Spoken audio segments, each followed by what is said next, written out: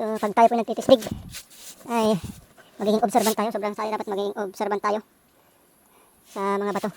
Kasi mahalaga yan. So yan. So consider natin yung shape niya. Tulad yan. Kailangan ko siyang i-document. Ah! Yan. Yan. Yan. Parang may kakaiba.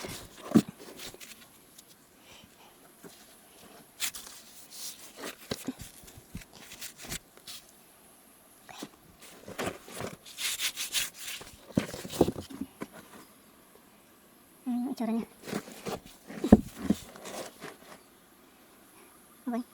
So maganda ang pagkasansan niya dyan, yung pagkalagay niya. So pwede, possible.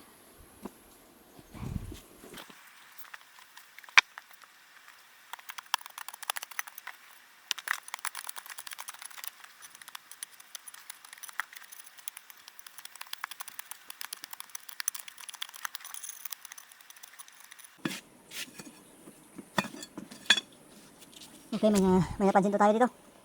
So itong bato na to, so parang hindi siya normal. So hindi normal yung pagkabasag niya.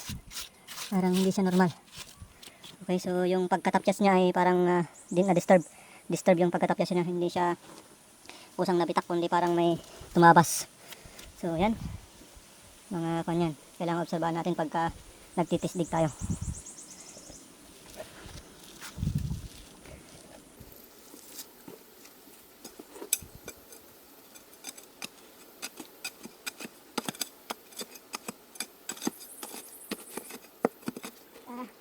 Yung tools lang natin ay, yung tools lang natin ay ito. Ito lang yung tools natin. Isang pinaikling pala. Maiksing kwan, maiksing bareta muna, si masikip.